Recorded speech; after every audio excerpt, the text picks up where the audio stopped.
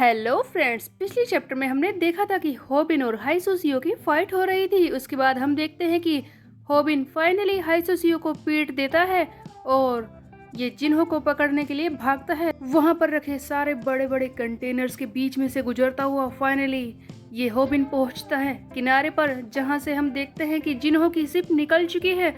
वो देख रहा है जिन्हो उसके हाथ से छूट रहा है।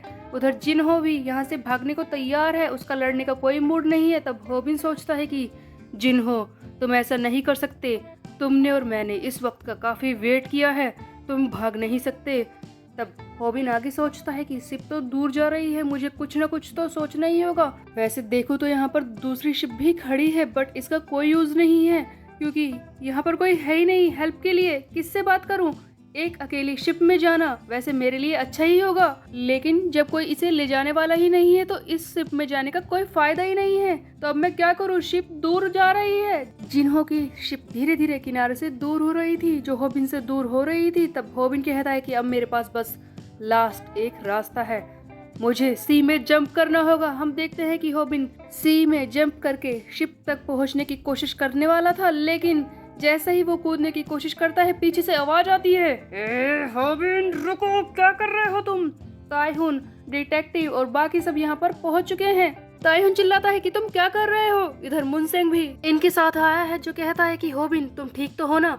तब होबिन बताता है कि जिन्होंने शिप में है, हमें किसी तरह से उसे पकड़ना होगा। वैसे ये बताओ कि तुम सब यहाँ पर क्या कर रहे हो, और रूमी और गायुल कहाँ पर हैं? तब मुनसेंग बताता है कि रूमी और गायल जियो के साथ हैं। ये सारे लड़के लड़कियों को पीछे ही छोड़कर आ चुके हैं, क्योंकि यहाँ पर गैंगस्टर से लड़ाई होने वाली है। इसीलिए दोनों लड़कियों को अपने साथ लेकर जिन्हों से लड़ने आना सेफ नहीं रहेगा। तब स्नाइपर कहता है कि वैसे तो हम सब यहाँ पर आ चुके हैं, सारा प्लान तैयार है, लेकिन बात यह है कि हम लड़ाई करेंगे कैसे, क्योंकि शिप निकल रही है। तभी हम देखते हैं कि डिटेक्टिव ली, जो कि कार को चला रहा था, वो कहता है कि जल्दी से सभी लोग खिड़कियां बंद कर लो, दरवाजे को कसकर पकड़ लो, और अगर किसी को तैरना नहीं आता तो इसी वक्त इस गाड़ी से बाहर कूद जाए, क्योंकि अब हम निकलने वाले हैं। हम देखते हैं कि डिटेक्टिव ली पूरे जोर से गाड़ी चलाता है और सीधे इसे सी में जंप करवा देता है। सभी लोग इस बात से शॉक रह जाते हैं। जिन्होंने की शिप पर खड़े जूनियर मेंबर्स हैरान हो जाते हैं कि क्या ये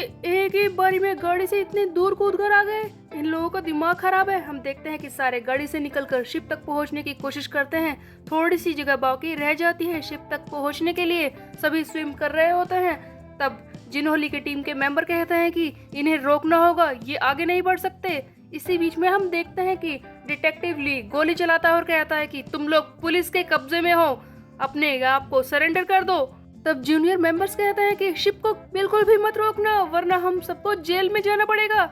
यहाँ पर होबिन, जो शिप में चढ़ने की कोशिश कर रहा था, जूनियर मेंबर्स इसे ऊपर से ही लात मारकर पीटना शुरू कर देते हैं और कहते हैं कि किसी भी तरह से ये शिप में नहीं आना चाहिए, कोई भी नहीं आना चाहिए इनमें से। होबिन ऊपर चढ़ नहीं पा रहा, सभी जूनियर मेंबर्स इसे पीट रहे हैं। तब होबिन सोचता है कि अब मैं क्या करूं? अगर एक दो जना होता तो मैं इन्हें पीट देता, बट इतने सारे लोग हैं, कैसे करूं?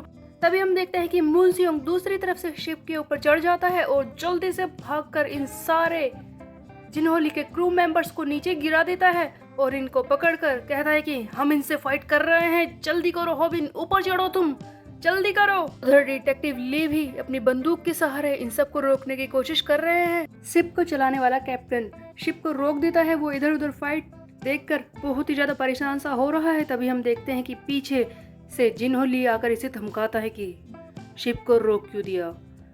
क्या तुम चाहते हो कि इनके ऊपर आने से पहले मैं ही तुम्हें मार दूं? हाँ, शिप को फिर से चलाने के लिए ये बोल रहा था। तभी हम देखते हैं कि होबिन, ताइहुन, स्नैपर एंड डिटेक्टिव ऊपर आ जाते हैं फाइनली, और ये लड़ाई करना शुरू कर देते हैं। होबिन एक एक करके सबको पीट रहा है और कह रहा है कि जिन्हो मैं आ रहा हूँ। उधर हम देखते हैं कि जिन्हो ली, जो कि शिप के ऊपर वाले हिस्से में है, वो कहता है कि तुम्हारे आने से पहले थोड़ा सा आराम कर लेता हूँ। जिन्हो ली पहले से ही होबिन का इंतजार कर रहा होता है। इधर ये लोग पीट पीट कर हर एक जूनियर मेंबर को नीचे गिरा रहे हैं। तभी हम देखते हैं कि ये लड़ते लड़ते स्टेयर्स के पास पहुंच चुके हैं, सारे लोग थक चुके हैं। तब स्नाइपर कहता है कि होबिन, हम पहले से ही थके हुए हैं, हमें जल्दी करनी होगी। तब होबिन कहता है कि ठीक है, सब ऊपर चलो।